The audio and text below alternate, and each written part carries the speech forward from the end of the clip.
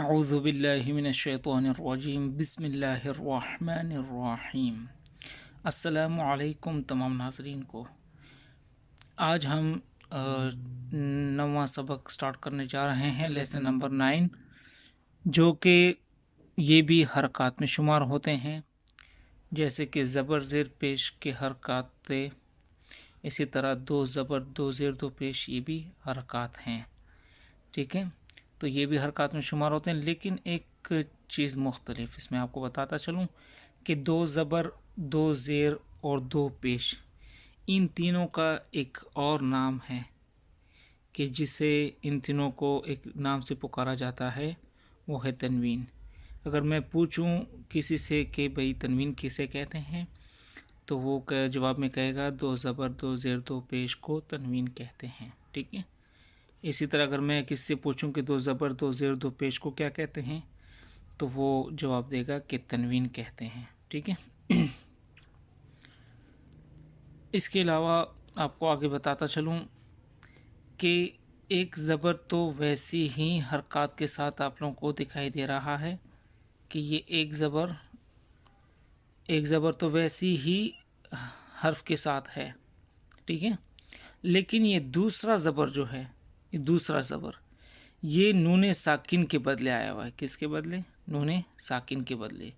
ایک زبر با زبر با، ایک زبر کے ساتھ یہ تو با ہو گیا، ٹھیک ہے، لیکن یہ جو دوسرا زبر آیا ہوا ہے یہ پہلے تھا لانگ فارم میں۔ لانگ فارم سے مراد کہ یہ پہلے اس طرح لکھا جاتا تھا، با دو زبر کو پہلے لانگ فارم میں اس طرح لکھا جاتا تھا، با نون زبر بن، لیکن بعد میں اسے شارٹ فارم بنانے کے لیے کیا کیا کہ ایک زبر با کے اوپر تو پہلے سے تھا، لیکن یہ نون ساکن کے بدلے میں ایک زبر اور جو ہے با کے اوپر لگا دیا۔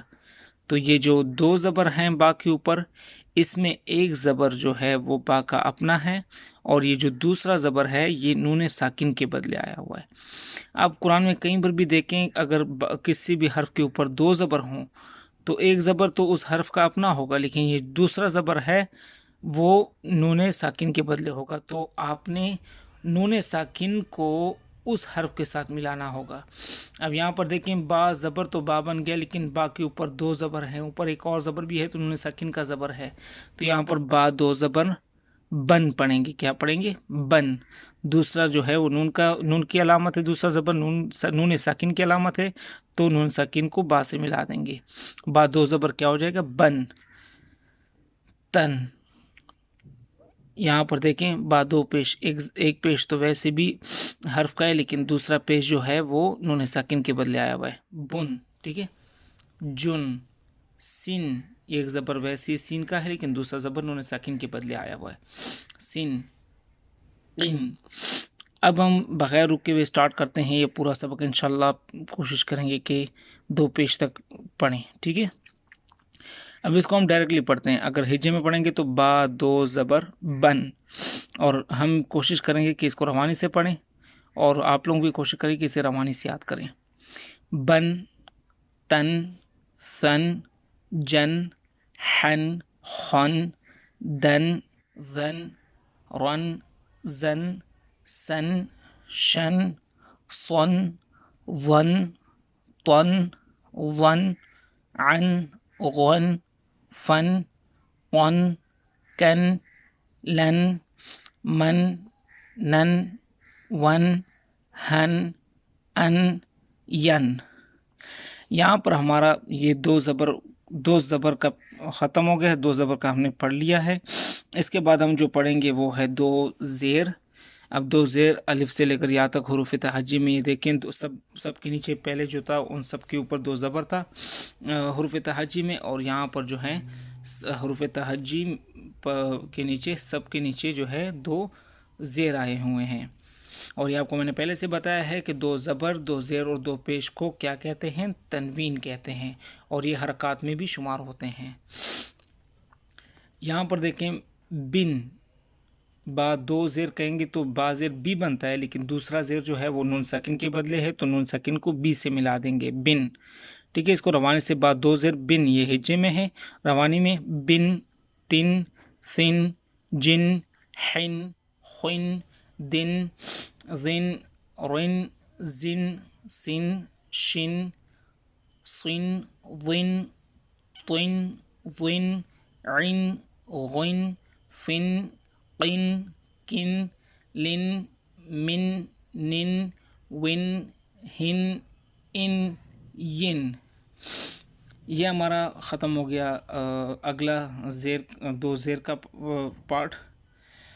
یہ دو زیر آپ لوگوں کو پہلے میں نے بتایا تھا کہ اگر زبر ہمیشہ اوپر آتا ہے تو دو زبر بھی ہمیشہ اوپر آتے ہیں تو آواز اوپر کی طرف لے جائیں گے اور نون ساکن سے ملا دیں گے. اور دو زیر ہمیشہ نیچے آتے ہیں، یہ بھی زیر کی طرح، تو دو زیر آواز ہمیشہ نیچے، یہ دو زیر کی آواز ہمیشہ نیچے جاتی ہے. اور دو زیر کے ساتھ جو ہے نا نون ساکن بھی آئے گا تو نون ساکن کو دوسرے زیر کے، یہ جو زیر کے ساتھ اس کو ملا دیں گے تو بن. ٹھیک ہے. اور اس کے بعد یہ جو پیش ہے یہ بھی اسی طرح ہے. پیش کی آواز سامنے جاتی ہے لیکن یہاں پر دو پیش ہیں تو دوسرا پیش جو ہے اس کے بدلے نون ساکن کو یہ کیا کہتے ہیں، با کے ساتھ جو پیش ہے اس کے ساتھ ملا دیں گے بن. ٹھیک ہے. تو یہاں پر دیکھیں با پیش بو بنتا ہے لیکن دوسرا جو پیش ہے وہ نون ساکن کے ساتھ، نون ساکن کے بدلے ہے تو نون ساکن کو ہم کیا کریں گے، بو کے ساتھ ملا دیں گے. ٹھیک ہے. بن تن سن جن حن خن دن ذن رن زن سن شن صن ظن طن ظن عن فن عن غن فن قن کن لن من نن ون ہن ان ین. یہ تھا آپ کا دو پیش کا سبق. آپ لوگوں کو میں نے دو زبر بھی بتا دیا، دو زیر کے بارے میں بھی آپ لوگوں کو ریوائز پڑھا دیا اور دو پیش کے بارے میں آپ کو پڑھا دیا.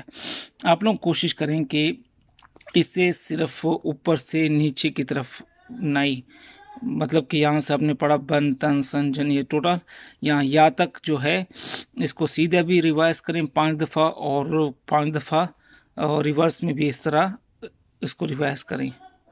ٹھیک ہے. تو اس میں آسانی ہو جائے گی پڑھنے میں بھی اور روانی میں بھی.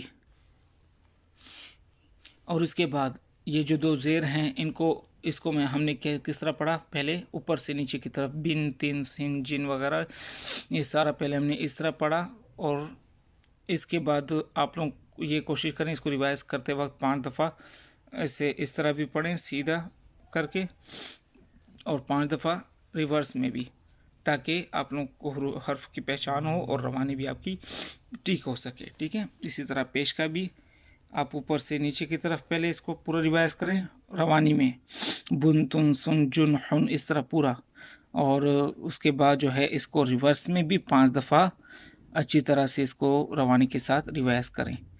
اگر آپ اس کو اس طرح 5 دفعہ ریوائز کریں گے تو انشاءاللہ آپ اس چیز کو اچھی طرح سے سیکھ جائیں گے اور آپ کی روانی بھی اچھی ہو جائے گی.